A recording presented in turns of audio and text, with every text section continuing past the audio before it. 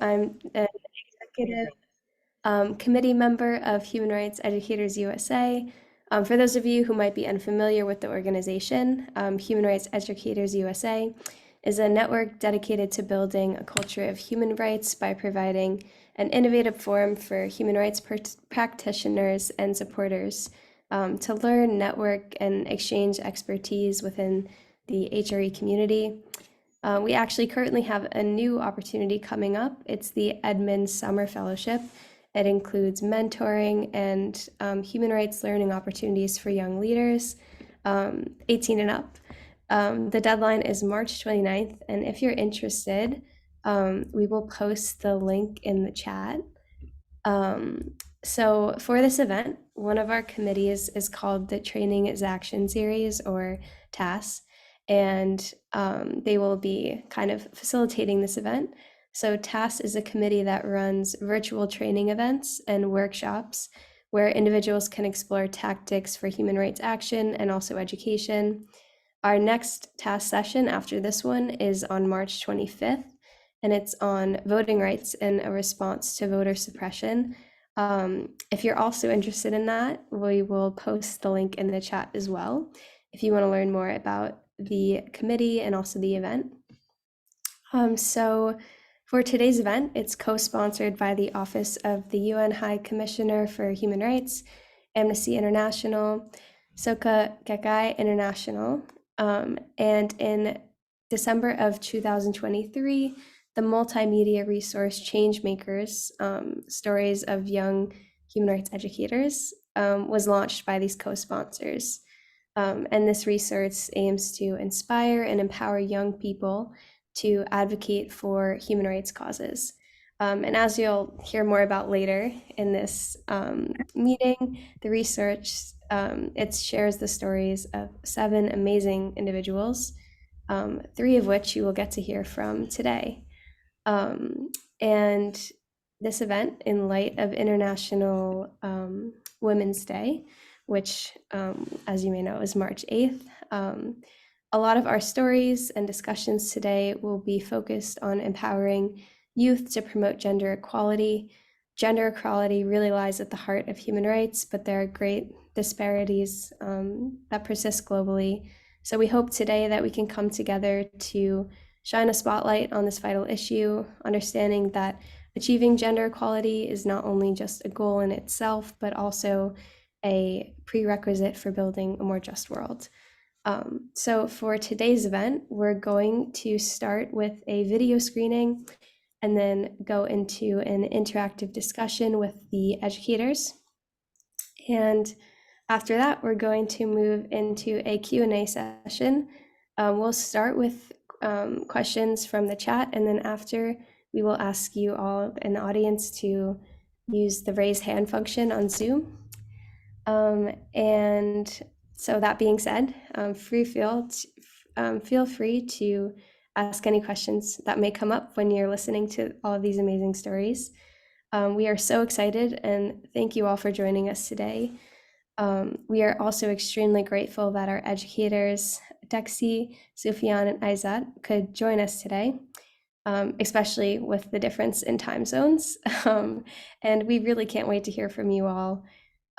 So next, I will hand it over to Sunada, who is the Director of Disarmament and Human Rights at SGI, and she is going to talk more about the resource that we will all be watching today. Thank you, Elizabeth, and good morning, good afternoon, everyone. Thank you very much for joining the event. Before actually screening the video, I'd like to introduce a little bit about the project Changemakers, Stories of Young Human Rights Educators. This project was conceived in 2018 when we witnessed an increasing commitment to human rights education for which and by youth at the UN. For instance, the UN Human Rights Council decided that youth was to be the focus of the 4th phase of the World Programme for Human Rights Education from 2020 to 2024. And a year later, the Human Rights Council adopted its plan of action, which provides guidance of developing a national strategy for human rights education. In the plan of action, storytelling was identified as an appropriate and engaging methodology to promote human rights education for youth. Accordingly, this project focused on the stories of 7 young human rights educators from around the world to serve as an inspiration and encouragement for other young people to take action to promote and protect human rights. It is a joint initiative of Amnesty International, AI, and the UN Human Rights Office, OHCHR, and the Sokagaka International, SGI. This film showcased how human rights and human rights education changed their lives and inspired them to actively contribute to improve their communities by becoming human rights educators themselves. The stories reflect diversity in terms of geographic and gender distribution, socioeconomic background, ethnicity, and abilities, as well as a different thematic human rights education focus. To identify our 7 HRE champions, we sent out a call for nomination to a total of 21 regional and international governmental and non-governmental organizations, as well as NGO dealing with youth and education and youth networks. We received more than 60 strong applications from around the world, and through a rigorous process, we choose the final 7 candidates based on specific criteria, such as their experience as human rights educators with youth, the impact of their work at the community level, as well as the geographic and gender representation. The project goes well beyond 1-hour movie that we will see in a few minutes, as our wish is to make available a resource package for human rights education activities. So let me share the screen here. Maybe, can you see my screen now? This is the documentary landing page, which is a part of the bigger HRE website and for official UN languages. There are various components. Here is the information on each of 7 educators, as well as a link to their individual videos. Then there is a background of the project and the information about the Youth Advisory Board that consists of 10 staff and volunteers, members of 3 organizations who are young and or work on youth human rights education. And we'd like to thank all of them for their dedication.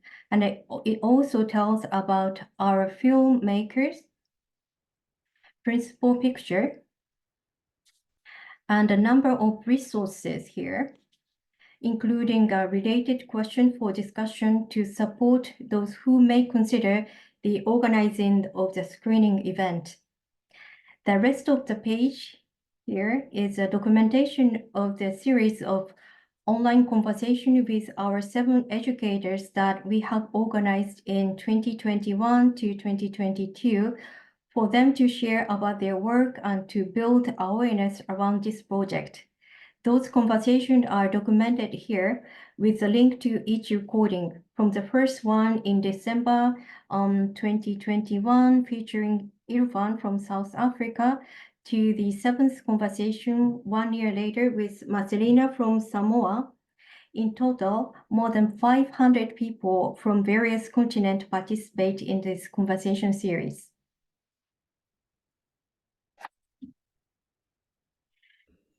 Okay, This documentary brings to life the power of human rights education. The 7 young human rights educators covers multiple themes: racism and racial discrimination, gender equality and gender-based violence, women's human rights, gender diversity, the right of children and the young people, and a situation of vulnerability or sexual exploitation of children, the right of persons with disabilities, and across all corners of the world.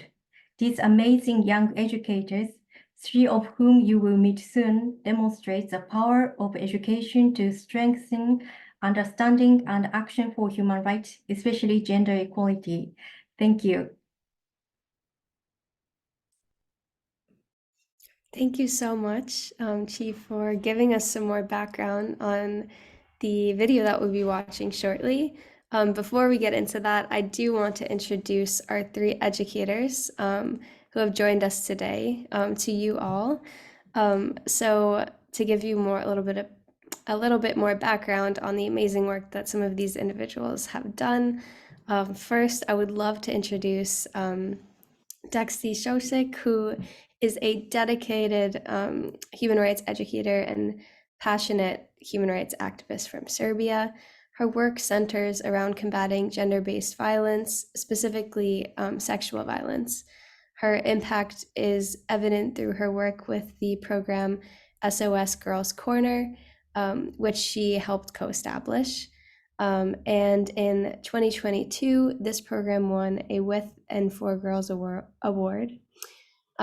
She has also successfully used social media platforms, which is exemplified through her very powerful Twitter hashtag campaign that she led in 2021.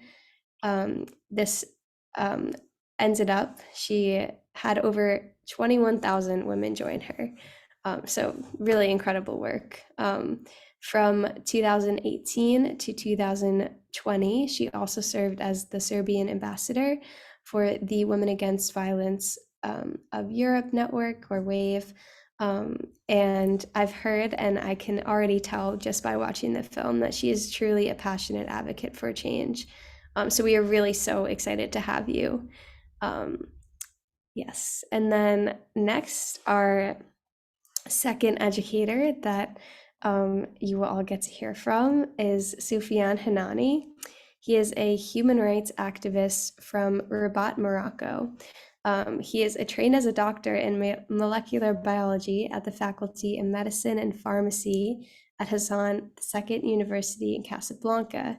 However, he is also an activist for gender equality and gender diversity.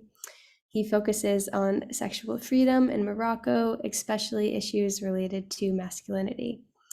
His main project is called Mashi Rajola.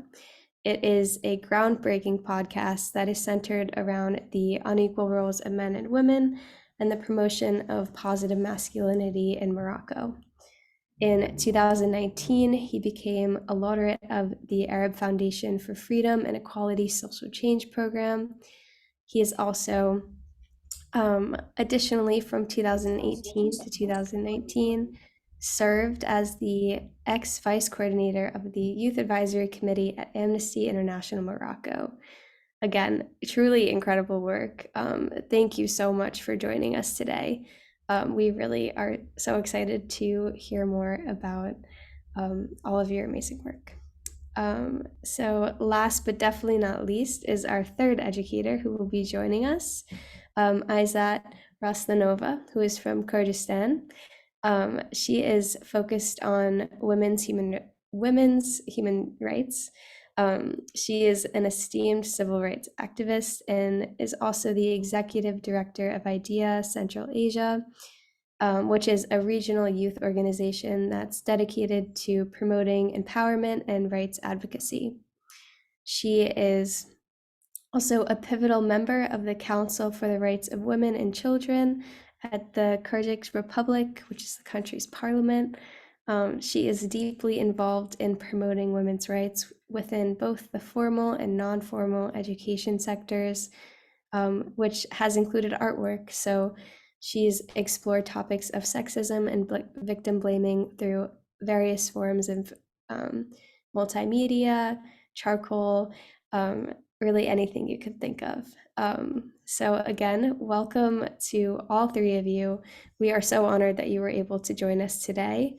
And next, I would like to invite you to introduce yourselves to our speakers and come off mute and say a quick hi to everyone on Zoom just so that we can see. So if anyone wants to jump in.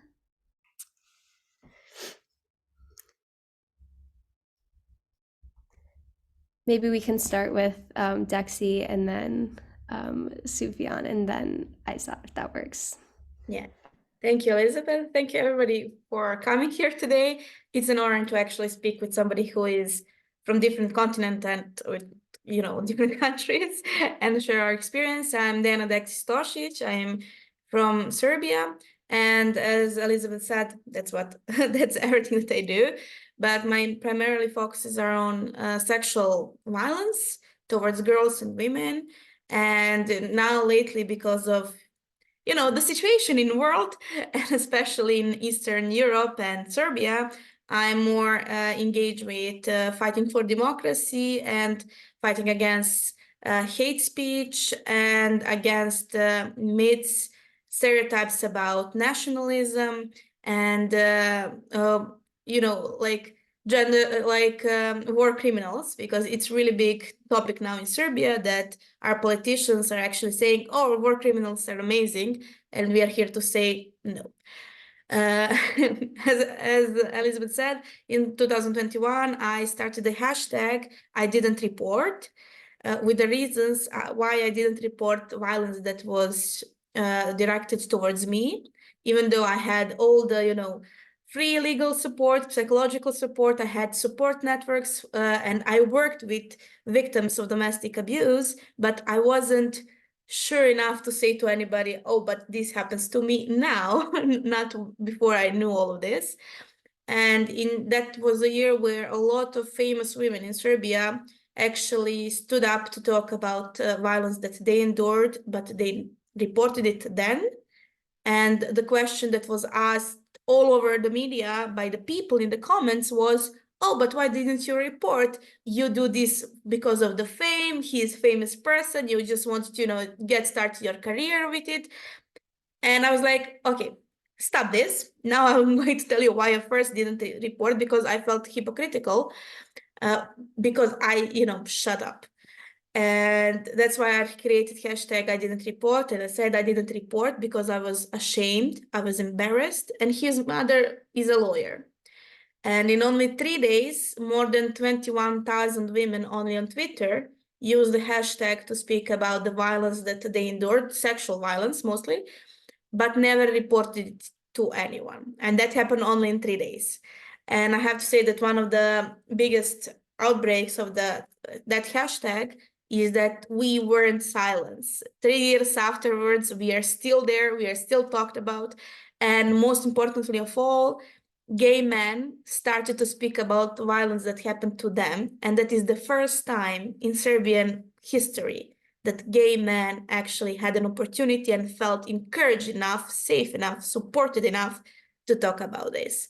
So I would really like to hear about your experience and what we can do together to actually be the generation who is going to bring changes, because this world is burning and we have to do something about it. Like, give us a chance, because you fucked all up. I'm in the previous generation, sorry. That's it.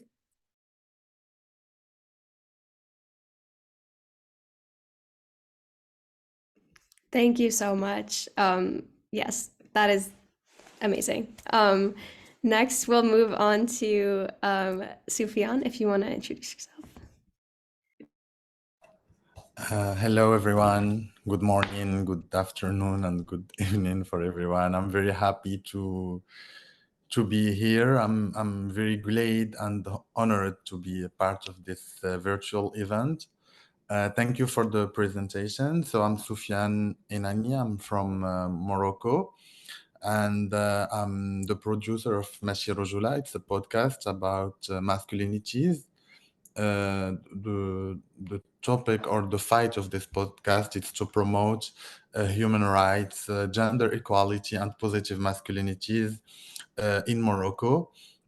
I'm trying about the podcast to liberate voices of young people in Morocco about topics related to gender identities, to diversity, to sexual orientations.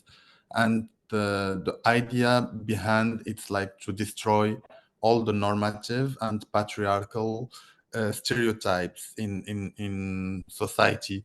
And by questioning masculinities, the fight is also to fight all the injustice in society, because in my opinion it's very related. Like when we talk about gender equality, we also, I mean, it's very intersectional. We talk also about ecology, we talk about poverty, because it's very, very related. And also what is happening in Morocco and in the region, it's very related to what is happening in the world. So it's a universal fight, but it's also very intersectional. Yeah, so the idea behind the podcast is to debate about all these subjects. It's to liberate the voices of concerned people, and to say also that young, when we talk about human rights education, it's not only about, it's like also concerned people can do this work and can contribute by their content and participate to the debate. Yeah, so the podcast Mr. Rojala, it was also like something that it creates the debate about masculinities for the first time in the Moroccan society, and how men can contribute to the fight for gender equality, and how men can be an ally of feminists and the fight violence against women. Yeah, so this is the idea about the podcast, and it's also it's the beginning of something. So it's the podcast, it was like the tool to create something and to be the beginning of something in society. And like after that, it was like the idea, it's like to create public debates about masculinities, how to destroy toxic masculinities and promote equal masculinities, positive masculinities, and inclusive masculinities who respect human rights completely. And thank you. Thank you so much. Next, we'll have Aizad, if you just want to say hi to the audience and introduce yourself. Yeah, hello everyone. Greetings from Kyrgyzstan. It is a great honor to be here with you. Thank you for joining. I'm Aizad Ruslanova. I based in Bishkek, Kyrgyzstan. I'm a lawyer and a civic activist. I have been working in the regional youth organization IDEA Central Asia, and the mission of IDEA Central Asia is to inspire young people from Central Asian countries to be an active citizens of their countries. And for more than 5 years, I've been promoting women's human rights at the local and the national levels. And I want to share the scary fact about my country. Kyrgyzstan is the most dangerous country for women in Central Asia, and I'm trying to change this situation by promoting women's rights and solidarity among girls and women. And I do it through educational trainings, advocacy campaigns, and building dialogue between stakeholders, a feminist movement, and other CSOs. And I'm so excited today's dialogue. I hope we can be helpful to each other today. Thank you. Thank you so much. It's so great to hear from you all. Next, I'm going to hand it over to Alana, and she's going to get our screening started. Hi, everyone. Just give me one moment.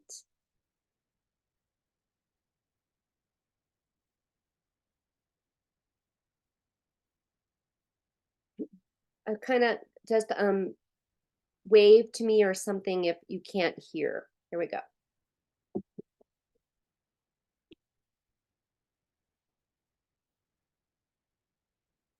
So one of the hardest things to be in Serbia is actually to be a young girl and to have a voice. Women and men are not equal. We don't have equal paycheck. We don't have equal possibilities. We don't have equal opportunities. We have some really, really good laws about gender equality. But when it comes to practice, it's completely different. Girls and women are killed. Gender-based violence is rising. A lot of girls are afraid to speak up. A lot of girls my age don't know that it's not okay to get beaten up. People don't know what are basic human rights. My name is Dana Stosic. I'm 22 years old, and I'm proud to be a human rights educator because I believe in people, and sometimes people don't believe in themselves. One of the ways how to encourage young people to get into human rights education is actually to show them what human rights education is. What are their human rights? What can they achieve with it? Girls Corner is a program in Vranje, in south of Serbia, that is actually giving safe space for girls to come there to talk about their issues, to talk about their problems, to talk about gender-based violence. Almost 2,000 girls been to our workshops from all over Chinya country.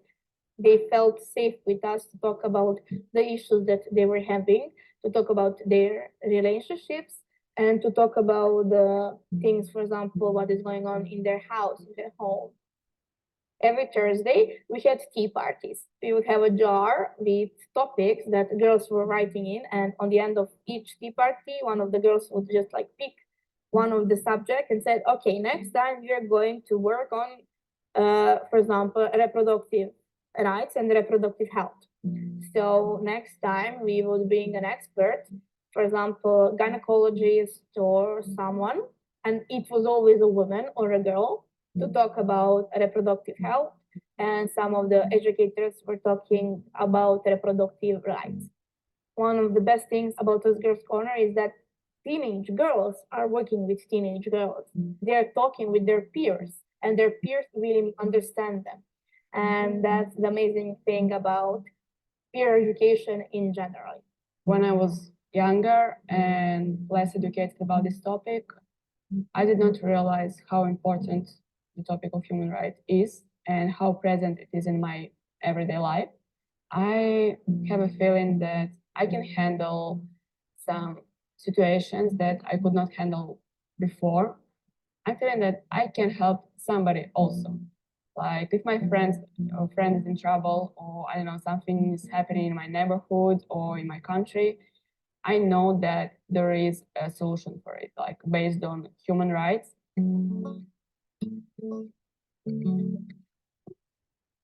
WAVE is also known as Women Against Violence of Europe. It's a network of organizations that are fighting against gender-based violence. One of the goals is to make countries and institutions sign and ratify Istanbul Convention. It says that no matter who you are, if you're a woman, for example, or a child, you're going to have exactly the same rights in every country that actually ratified the Istanbul Convention. I think that gave me really, really nice platform to speak about these problems. In 1 year, we trained more than 2,000 high school girls in all over Chinya districts. We went in every high school and in every middle school to talk about gender-based violence. We need to have every year new generations of girls who want to become human rights educators, who want to continue the program that we're doing.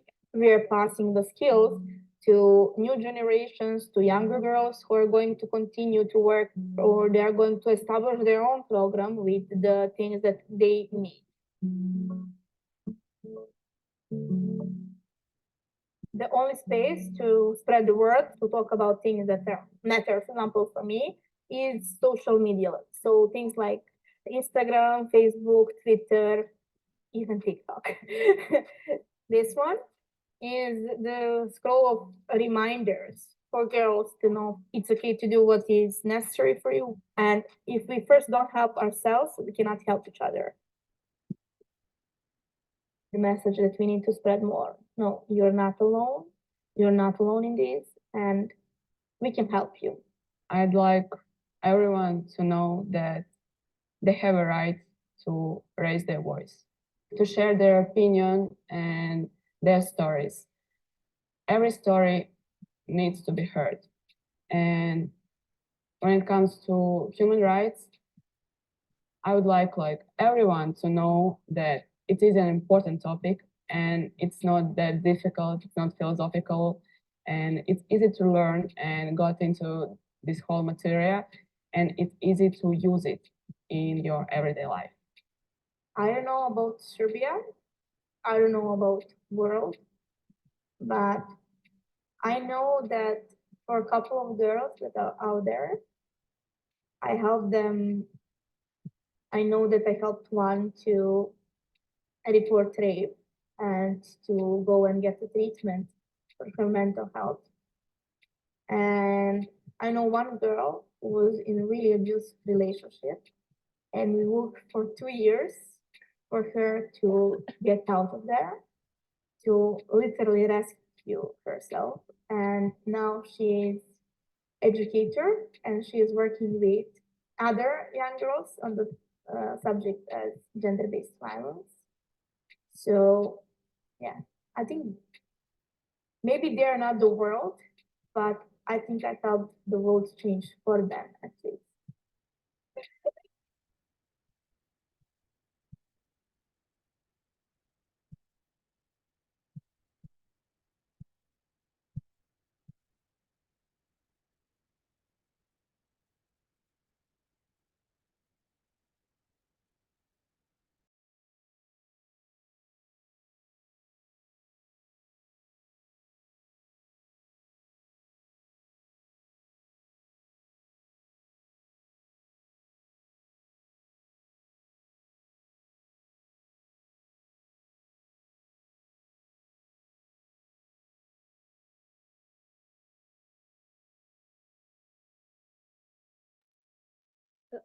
Elizabeth, did you want me to play the next one or am I waiting for you? Oh, Yes, no, go ahead.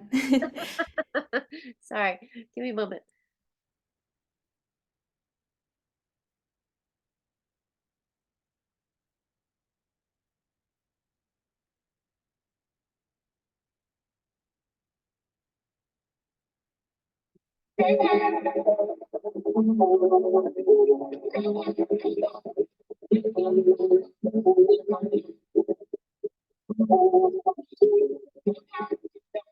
La masculinité toxique est un ensemble de...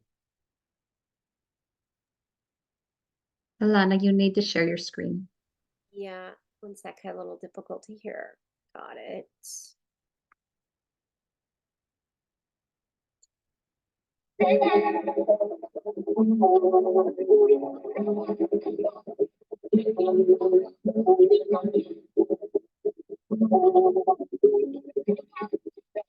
La masculinité toxique est un ensemble de comportements, d'idées, de construction sociale, des choses qui sont inculquées de paroles ou même physiques de certains hommes jusqu'à des comportements beaucoup plus graves et qui sont donc des violences faites aux femmes et aux minorités de genre.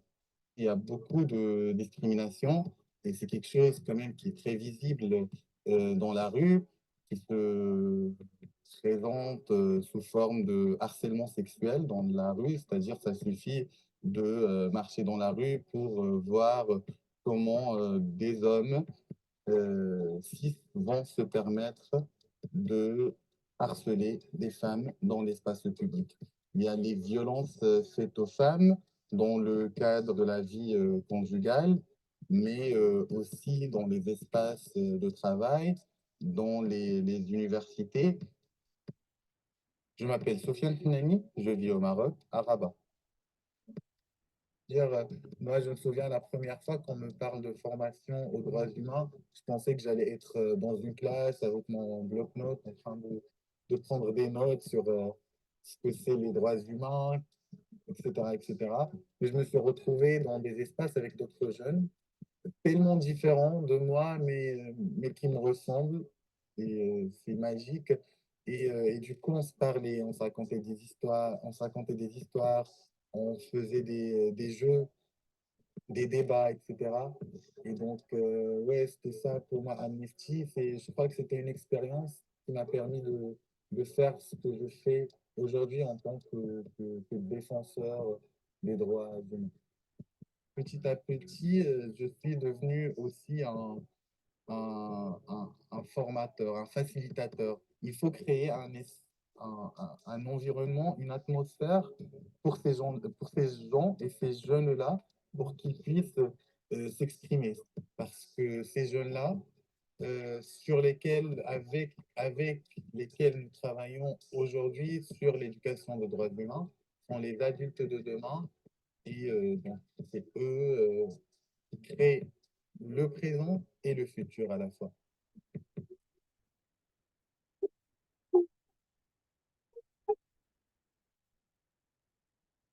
En ce moment et depuis 2020, je produis un podcast pour promouvoir cette égalité basée sur le genre. Et donc, le podcast est une plateforme digitale qui repense et questionne les masculinités au Maroc, dans le but de promouvoir des masculinités dites positives. Le podcast, ça s'appelle Machi Rojoula. Machi Rojoula, qui est une expression très utilisée au Maroc pour dire littéralement, vous n'êtes pas un homme, vous n'êtes pas une masculinité.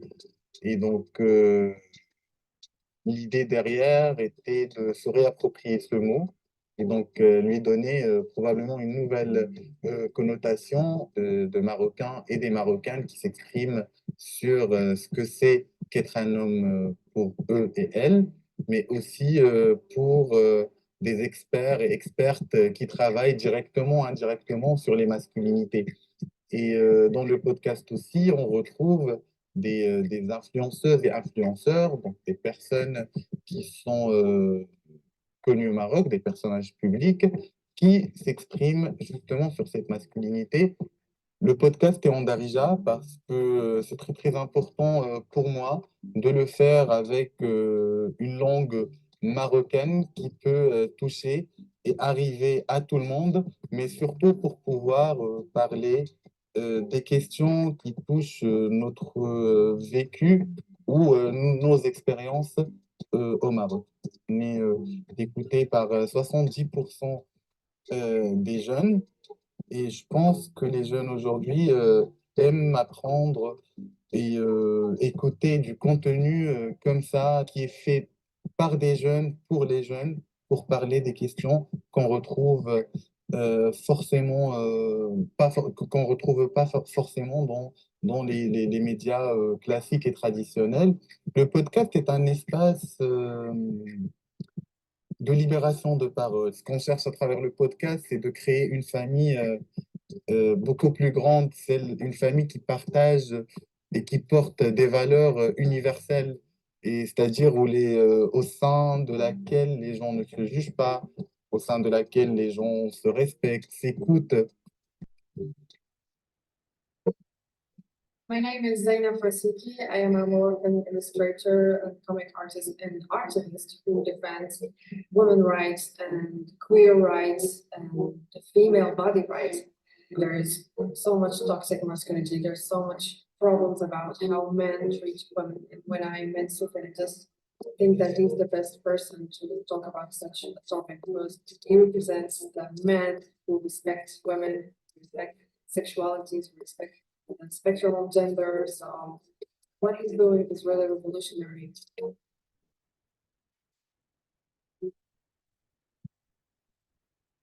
Et à travers mes chirurgies-là, j'ai aussi pu connaître davantage les jeunes de mon pays, du Maroc. C'est-à-dire aujourd'hui, je les rencontre davantage. Je sais ce qu'ils pensent. Je reçois leurs messages, des fois d'ailleurs, même quand ils ne sont pas d'accord avec des idées qui sont dans le podcast. Moi, je ressens l'impact de ce que je fais quand je reçois un message, quand je vais dans une université ou dans une association pour une conférence, une formation, un atelier, et que les gens me disent on connaît votre podcast, on l'a écouté, ça nous a appris des choses. Je m'appelle Sofiane Hnani et je suis fier d'être un défenseur des droits humains parce que ce que je fais me permet de changer le monde, doucement mais sûrement. Je crois que faire partie d'un réseau des jeunes qui font l'éducation aux droits humains et qui promeuvent les droits humains est une chance et un espoir. Moi, je me considère chanceux d'être dans un réseau des jeunes de tout genre, de toute sexualité hétérogène, très diversifiée, qui portent toutes et tous le même message, celui d'une égalité et celui d'une justice sociale.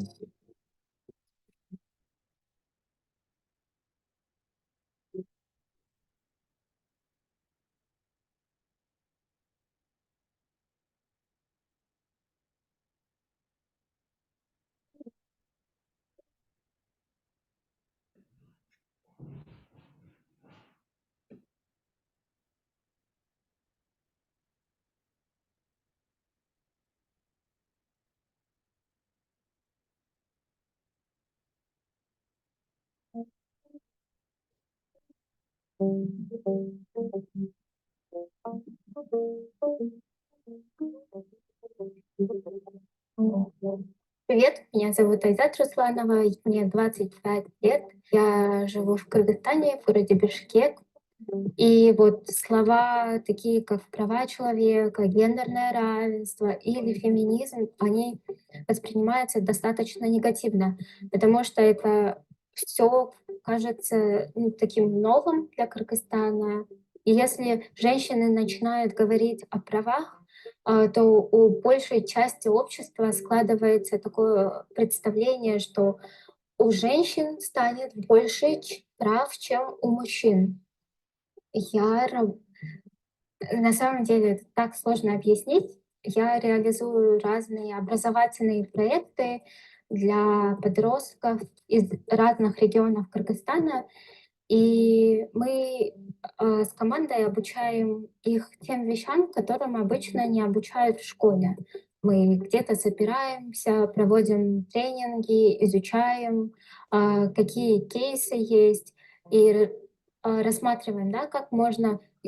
Мы рассматриваем не только, что такое права человека или что ты можешь сделать в случае нарушения, а как можно исправить ситуацию, потому что, как я уже говорила, я больше работаю с девочками, женщинами, потому что почему? Потому что, к сожалению, у нас очень широко распространены гендерные стереотипы.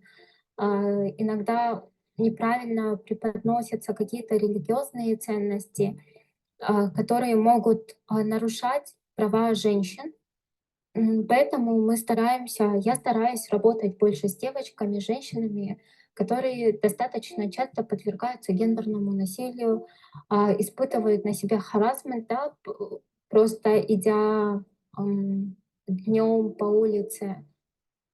Меня зовут Камила, я из города Бишкек, Кыргызстан. Я учусь в 11 классе в 83-й школе. Сейчас женщин очень сильно угнетают, и их не ставят ни во что.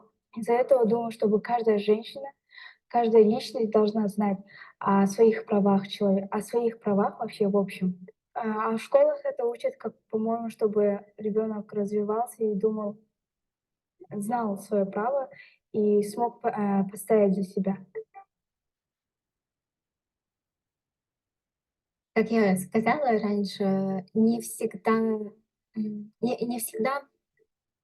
эффективно, когда мы только говорим, да, говорим о правах человека, говорим о правах женщин, и потому что очень очень большой вызов заключается в том, как мы говорим. Возможно, мы говорим не на том языке, на котором нужно говорить. Возможно, мы не говорим на непонятном языке, да, на своем. И в этом очень сильно помогает искусство, потому что через искусство можно о многом рассказать и многое показать, то, что было непонятно. Вот это как раз инсталляция, она называется «Руки». И эту инсталляцию мы создавали вместе с сестренкой, она является художницей. Внутри находятся руки, 40 рук мужских. Как только дверь закрывается, здесь полутьма, аудиосопровождение, где человека внутри вот обзывают, и они такие очень дискриминационные ругательства, которые используются только для женщин. На самом деле очень страшная запись. Девушки, оказываясь в этой комнате, у них всплывали воспоминания, связанные с пережитым насилием в своей жизни, и некоторые выходили в слезах. Реакция некоторых очень сильно удивила в том плане, что они выходили и они говорили: «Знаете, что самое страшное? Страшно то, что я к этим словам привыкла». И заходили мужчины, которые некоторые, зайдя и побыв здесь некоторое время, они выходили и говорили, что им было тяжело. Им было тяжело психологически, эмоционально, и они даже не представляли, что переживают девушки. Мы пытались через эту инсталляцию как раз рассказать, да, о том, что не расскажешь словами. Злость на то, что система, что государство не может защитить. Очень часто говорят, да, когда есть домашнее насилие в отношении женщин, ну, женщина сама заслужила, женщина сама виновата. Но я не знаю, общество так не говорит в отношении мужчин, да. Такое мнение только в отношении женщин. И это заставляет постоянно что-то делать для того, чтобы изменить ситуацию.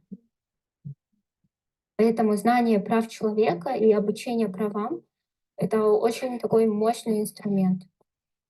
Сложно, и все это можно вместе сделать. Нас мало, но с каждым годом я замечаю, что нас становится больше. Это очень радует. Шире вот этот круг людей, которые обучают правам человека, которые помимо этого занимаются гражданским активизмом, делают какие-то вещи. Чем круг становится шире, тем становится как будто больше сил именно у тебя.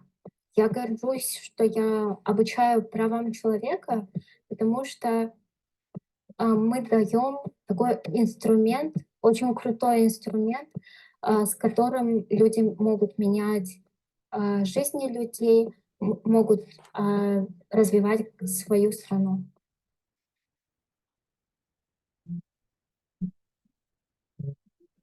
Thank you so much, Alana, for presenting that. I think I can speak on behalf of everyone. You all are doing such amazing work in the realm of human rights education. And we are so honored to have you here. I would like to now invite our three educators to answer some of our dialogue questions so we can hear more from you directly. So the first question is for all three of our educators. But what does gender equality mean for you? And what is the role of young people in achieving gender equality? How might human rights education help with this? So anyone feel free to jump in. Maybe Dexy, do you want to start? Yeah, thank you. For me, gender equality means that all of us have a chance, have an opportunity to do things that we want to do.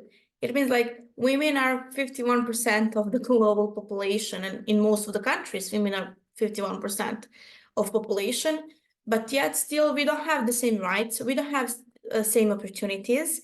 And it's like you cannot think that the whole society is going to live in democracy, is going to live in some kind of, flourishment if you don't give opportunities to the other half to show what they know, what they can do, and you know, like use them, use us in a way that if women were allowed to be engineers, for example, we would have more accessible buildings, we would have more accessible bathrooms.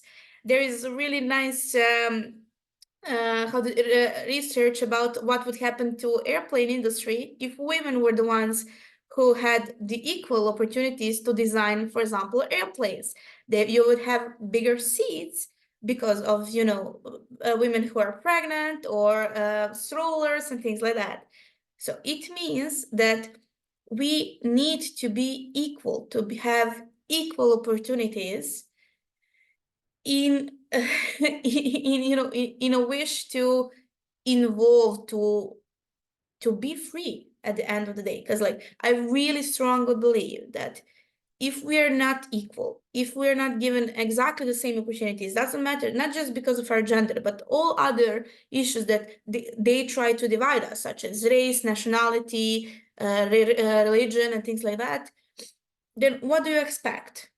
You don't have you don't have society that is going to be in their full potential.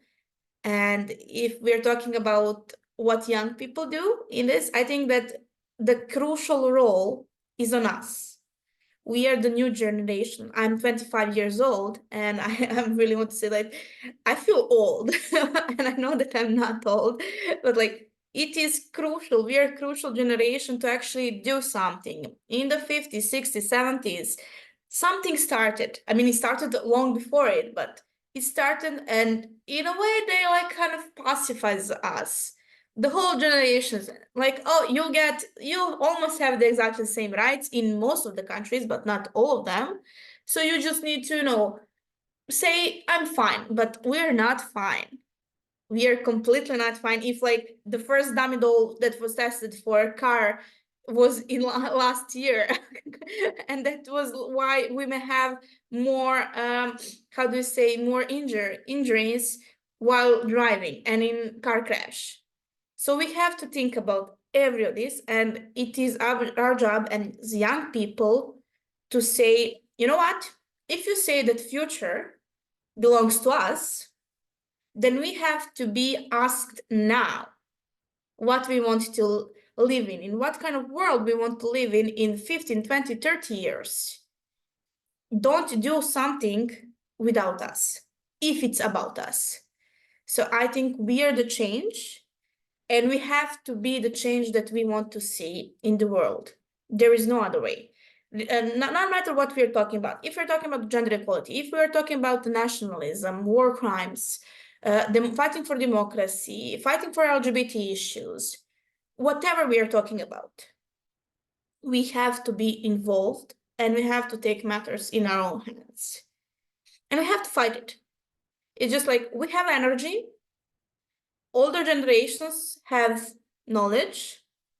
And imagine what we can do if we collide those two powers. I mean, we would have Avengers United. Like, we are the superpower that we want to see. And we just have to be together for us to succeed. And I think that young people have that opportunity and have that energy. And just watch us. We are going to make it. I don't know how, and I don't know exactly when, but I just know that we're going to make it. We are going to make this world much better place than the generations before us left it to us. Because we know what it means to not be able to pay your rent, not be able to buy a house, and things like that, which generations before us took for granted.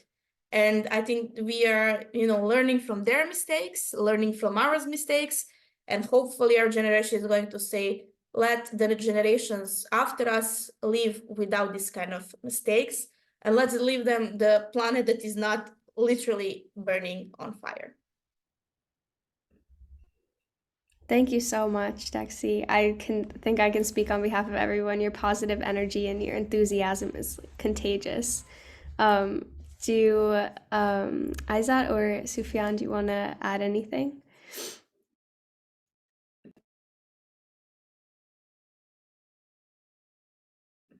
Oh, I think you're on mute. Yeah, I was just saying that I agree completely with Jana. It's so inspiring to hear that, and yeah, I think that today it's even like more important to remember all young people and all humans that what is gender equality is, because like we are in a world that yeah, like some people in the world today think that like human rights are more valid for some uh, communities but not for others. And like for me, like to define gender equality, I think in my opinion it's important to remember what is not gender equality. It's not gender equality to think that there is the right of some women can be naturally valid and a right and a must, but other women in the south, in the world, like they are culturally uh, like for them it's impossible to be equal. I think it's important to remember that it's not gender equality to think that the right of cisgender women is more important than transgender women. It's important to remember that it's not equality to use the speech about masculinities to discriminate some men in some cultures and use it like a racist thing in the world. I think it's very, very important today to remember that when we talk about gender equality, we are not only talking about making men and women equal, but it's about human condition. It's something very intersectional. It's yeah, like we are not talking about gender equality when we are talking about women without talking about racism and about Muslim women and about identities, about lesbians, about trans women. I think today it's very, very important to remember that it's very basic, but it's something very important, because when we hear about what is happening in the world, we feel like, even me as an activist, sometimes I feel that like when we talk about human rights, we are talking about human rights, valid human rights for in some contexts, but not in others. And like I feel that there is some communities and populations in the world that we don't talk about the rights. And me as an activist, I don't want to be a part of that. So me, when I believe about in human rights, I believe in human rights for everyone, big everyone, for women in the south and in the north, for every human in this earth. And I think our role today as young people is to break this vicious cycle, to break the silence, and to remember that when we talk about gender equality, we are not talking about a war between men and women, but we are talking about a fight of men and women against the systems of oppression everywhere in the world. And thank you. Thank you so much. Yeah, it's really inspiring once more. Isa, would you like to add anything onto that? Yeah, I just want to add that I want to believe that in the future, if we won't need to talk about women's rights or gender equality, because it will be in our DNA. And gender equality for me signifies a society where individuals of all genders have equal rights, opportunities, and access to resources, and where gender-based discrimination, violence, and stereotypes are eradicated.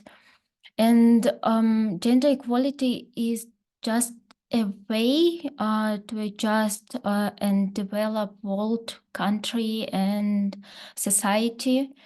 And human rights education in this process plays a vital role by empowering people, young people, with knowledge about our rights.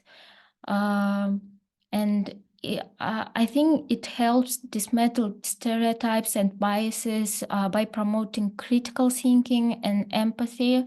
Through human rights education, we learn to recognize and address gender-based discrimination and violence, advocate for gender equality in our communities, and become effective agents of changes.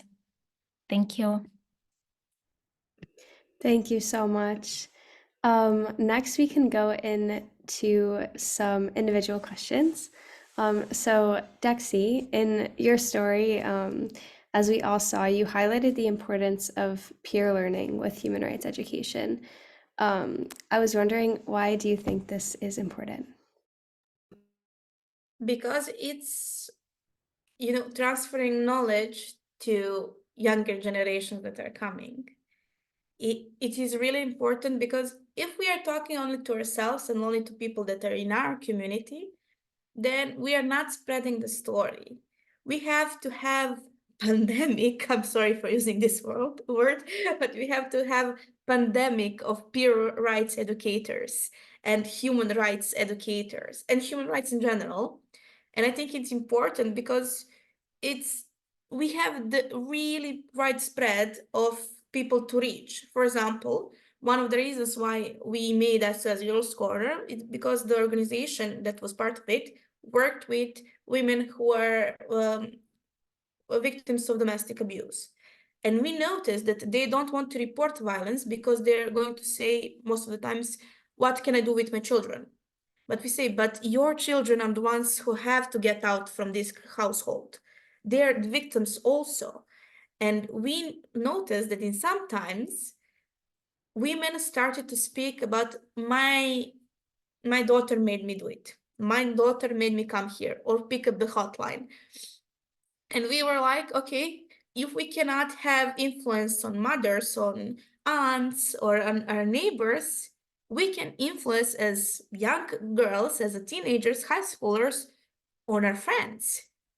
And we can learn, we can teach our friends to recognize what violence is and why it's important to get out of it and to report it so they can teach their mothers. So we have some kind of reversal generational learning and knowledge experience. And it is really important because now I'm not part of SOS Girls Corner anymore because I'm too old for them. They're all in high school. But it's important that with every year, we have a new generation of peer educators who are coming there and who are teaching their friends, and their friends are teaching their mothers, their aunts, their neighbors about this topic. So it is really important. And also, I think for Serbia, especially, and for this part of Europe, I would say it's important because politicians and people in power are afraid of young people because of the protests that happened in the 70s and the 50s. They're afraid of our power and our unity. And I have to say, if we want to do something to make laws change, or to be, saying you have to respect this. We don't want corruption anymore. We want to respect our rights. We want that femicides be a criminal act, because currently in Serbia, femicide doesn't exist like that in the law. They're going to be afraid. Whenever young people unite in Serbia and protest or do something, we always get what we want, because they're afraid of us. So I'm like, we're forced to be reckoned with. And that's why peer learning and peer education is important, because we are teaching not just human rights, but we are also teaching solidarity and empathy. And we are learning from older generations what they did wrong and what they do right, and continue to change it and make it better and better and better. And for the end, I think peer education is really important because it connects us and it gives us power to, talk about taboo subjects with somebody who is our age, but is maybe afraid or ashamed to talk about it. For example, we had a lot of girls who wanted to speak about having sex for the first time in their life. and they couldn't ask anybody. I was like, okay, we are going through the same issues here. Let's talk about it. Let's find somebody who really knows this subject and ask, and to create safe space for everybody. So peer education is important because we are important, and sometimes we are our own backs. Sometimes we ourselves have to hug each other and to say, you know what, we got this. Definitely. Thank you so much. Going off of that idea of the collaboration and cycles of dialogue and new ways of increasing dialogue, let's switch over to you now, Sufyan, and your podcast. So we learned that your podcast has over 60,000 listeners, and I'm sure it's increased since then. But why do you think podcasts such as Mashi Vajola are effective human rights education tools? Yeah, thank you for the question. And yeah, I think that for me, when I thought about the podcast, for me it was like I was thinking about something uh, creative and like to use a new tool to talk about human rights. And I mean, I start with I did the podcast, but like until like 2 years after the podcast, I was asking myself why I choose the podcast as a tool. And like then I thought that I choose it because like I think that in the podcast there is a sound, and when we talk about sound, we talk about voice and voices. And like for me, like the idea behind the podcast, it was to liberate my voice, to liberate my voice as a young person, as a person, as a citizen in Morocco, and as simply as a human in the world. And like I mean, in the beginning, for me, it was like a very personal thing, but then what it was personal became so political and with a social impact. So yeah, and I think also that for me it was important to use creativity and innovation to liberate my voice, because I mean the patriarchal and the normative world is traditional. So using traditional tools, it's a part of using, you know what I mean? Like, I mean, it's like to destroy the patriarchal system today and to destroy the system of operations. It's to destroy the tools that they use. Because like, I mean, sometimes, I mean, sometimes like using traditional tools, it's to exclude the part of of the society, part of young people from these tools. So for me, the podcast, it was something more popular, more accessible, more simple to use. Like after the podcast, Mashi Rujula, a lot of young people in Morocco, but also in Tunisia, from other countries, even France, they told me like, even me, I want to talk about racism. I don't know, I want to talk about other discriminations and other subjects. Yeah, so I think that the podcast, it's a democratic tool, it's accessible tool, and we just need to to have a voice. And I mean, not especially the podcast, but using very, very simple tools. It can be a text, it can be a song, it can be I don't know, poetry. But like, we don't need, I mean, to be an activist with the, you know, complicated tools or very, very structured tools. We just need to believe in something right, to, I mean, to create a debate in our countries or even in the world. So for me, it was that. Thank you so much, Sufyan. I think that idea of using new tools as a way to destroy systems of oppression is so interesting. And I also think it overlaps a lot with your work, Aizat, as well. So I guess the question I had was, what are some lessons that you've learned in conducting human rights education? particularly on women's human rights at school. Thank you for the question. It is very interesting and difficult question at the same time, and there are some lessons learned from human rights education in schools, especially women's human rights. And firstly, the biggest challenge is that human rights were only included in formal educational system in 2022. Accordingly, there are no training materials yet, and the available training materials are outdated and not always sensitive. Many educational materials remain from Soviet times or are sent from Russia. And you know what a terrible situation with human rights in Russian Federation. So secondly, unfortunately, Kyrgyzstan is now classified as a country with authoritarian regime, and the state opposes such terms as human rights, freedom, gender equality, democracy, and feminism to national values due to such government propaganda. Society doesn't always understand the importance of human rights education and and promoting human rights. So the government is not ready to develop and invest in human rights education. The third, human rights are often confused with civil rights. In Kyrgyzstan, especially in schools, they promote the kind of rhetoric: if you fulfill your duties, you get rights.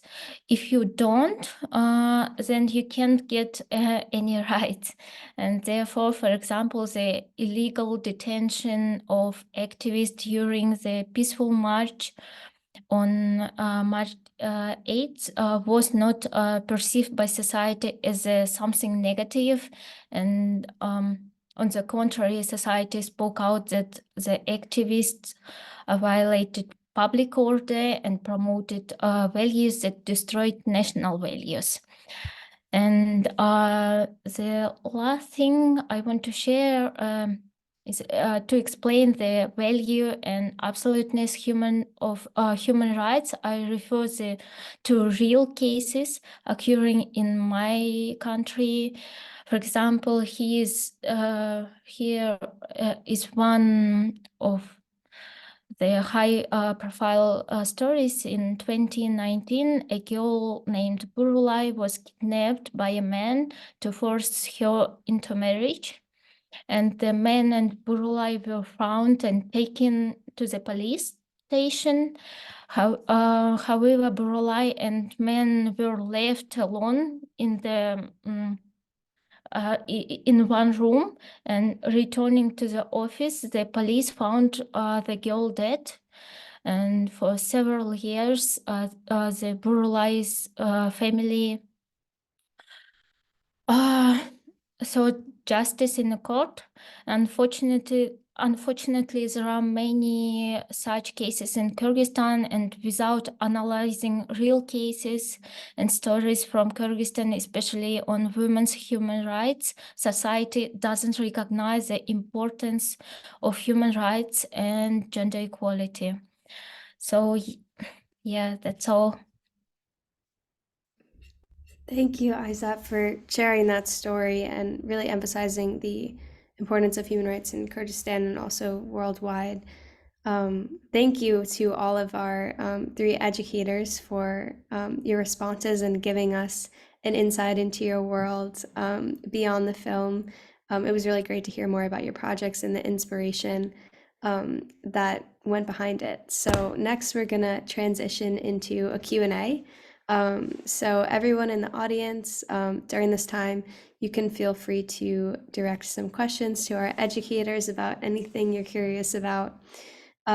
So we can just have people raise their hands. I did see a question in the chat, so we can start with that one. But after that, if you have a question, just feel free to use the raise hand function on Zoom.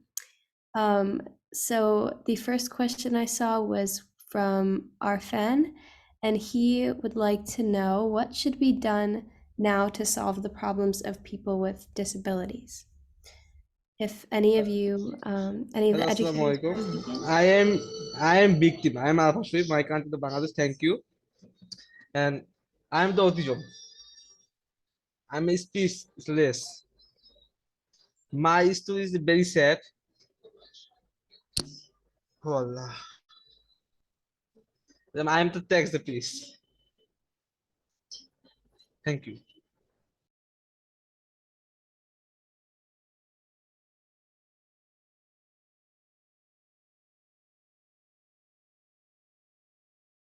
Thank you. Arfan, do any of the educators want to, would like to answer the question? I can repeat it if that works as well. The initial question was, what should we do, what should be done now to solve the problems of people with disabilities?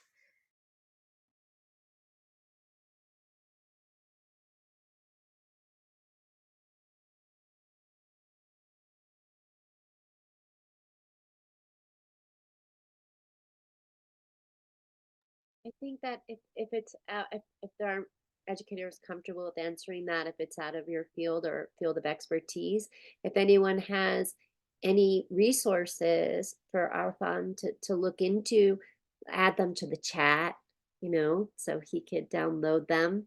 Maybe that's a good way to go. And his email is there, his Gmail, so we can gather some information later for him and share with him some resources he might not know about.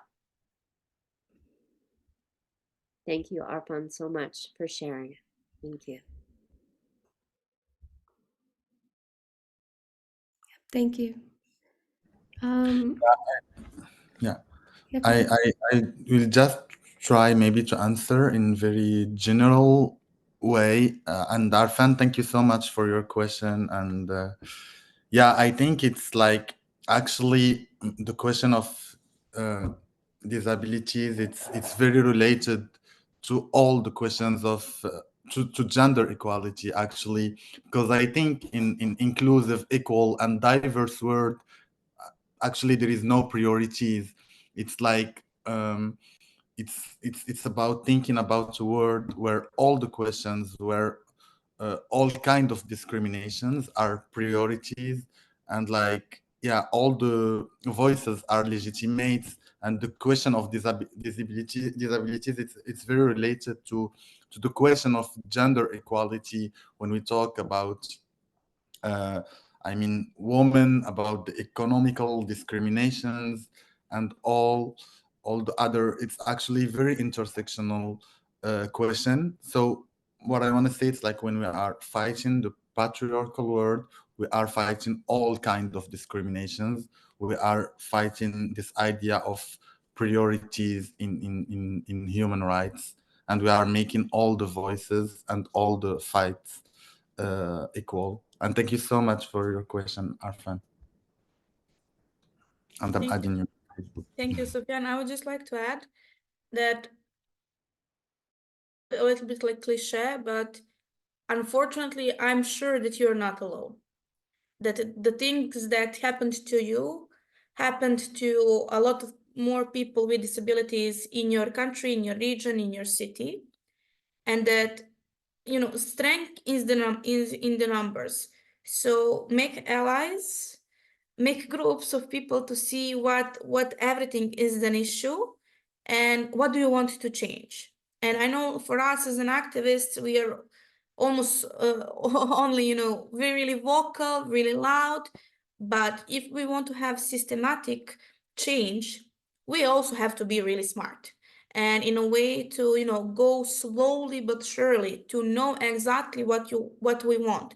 For example, if you want to have a ramp on every school, on every faculty, for people in wheelchairs to be accessible with, or if you want to have free audio books for people who cannot see, you just have to be really, really strict with the things that you want and really detailed and not be general at all when you're making this kind of requests, and make allies. And I know that, like, strategically, be smart in a way what you want to address, but also use your story, use your emotions to make allies, because these kind of stories are heartbreaking, and people will follow you, will follow your group to help you.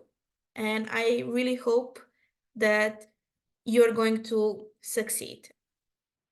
That's that.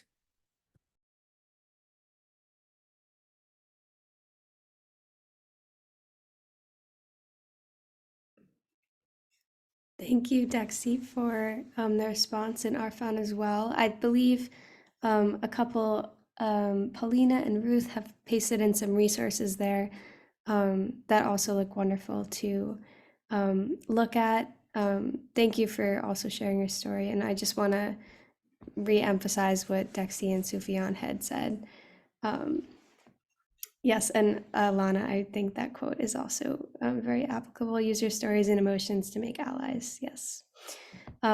So just given our time, we can move on to the next question from Justine, I believe. She has a question for Sufyan. She said she loved hearing about your focus on sexual freedom and masculinity.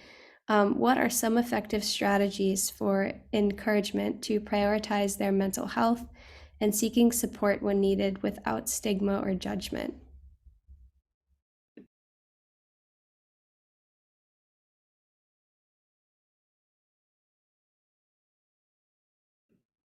Oh, I think you're on mute.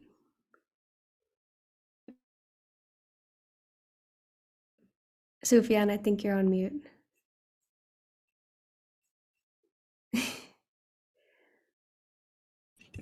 Yeah, thank you for the question, Justine. And yeah, I'm just trying to read the question again, like just to be very focused on the answer. Sorry, I have the problem with the chat. Yeah, Elizabeth, it can be okay for you if you can just repeat the question, please. Oh, yes, of course. She says, what are some effective strategies for encouraging men to prioritize their mental health and seeking support when needed without stigma or judgment? Yeah, thank you, Justin, for the question. I think that the question of mental health, it's a very, very important question when we talk about masculinities, and particularly when we see the statistics about mental health, and how this question, it's like very, it's very like difficult to talk about it in everywhere in social media, but also in schools, but also in the media, and I mean even in family. And I think the very, very the impactful way to talk about mental health, it's like to make it like just normal, like just something banal to talk about mental health, and like to encourage men to talk about their stories publicly, because it's inspired young boys, child, and young people. The problem about mental health, it's like there is a kind of like shame to talk about it publicly. The problem is like today we are living in a world like where it is not a shame for a man to talk about, I mean, about violence, to show that he's like defending, I don't know, like war or discrimination against women on social media and in the public space.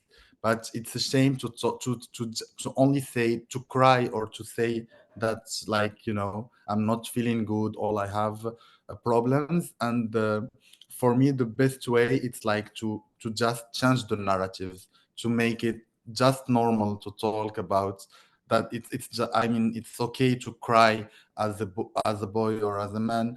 It's just normal to, you know, to say that I'm not feeling good as a as a person, to say that being a man, it's not about being a hero, it's just about being a human with feelings, with I mean, with up and downs. And like today we are living in a world where it's like just very special to say that, but it's not something wrong to talk about violence. And yeah, I think it's very related to what is visible in society. And like I think the tool is to have more and more voices talking about like men who are like not feeling good. It's just normal. I mean, sometimes, like, you know, like sometimes like people contacting me about the podcast, like why we are like why we are not producing like episodes in this period. And like for me, I try like to just make like normal to say I'm not feeling good in this period, I'm focusing on another thing, I'm trying to be inspired. Because like being a man, it's not about, as I said, being a hero. It's just like, you know, we can be vulnerable. I don't know how to say that in English. Vulnerable. It's like to be not good sometimes, you know. And for me, it's very important to show that as a man activist, if I can say that, you know, it's just normal for a man to like, we are not okay sometimes. And yeah, just talking about feelings. Thank you so much. I think you said something that is, I think, encapsulates that really well. You don't have to be a hero, you just have to be a human. Really inspiring. So I do want to be respectful of everyone's time, but do the three educators, do you have any short takeaway messages to the audience before we conclude, either like advice or more words of wisdom? Okay, I just like everybody asks questions, but I have a question for you. in a way that we are all here together because we want to do something, to change something. And I would just say, if think about one thing that you want to change in your community or in your city and fight for that. You don't have to think global. You don't have to, you know, want to stop ozone holes or anything. Think about small things in your community, in your city, because these small things are actually the most important ones. These small things are changing lives. So go with the question, what is your small thing? Because it's not small. That's that.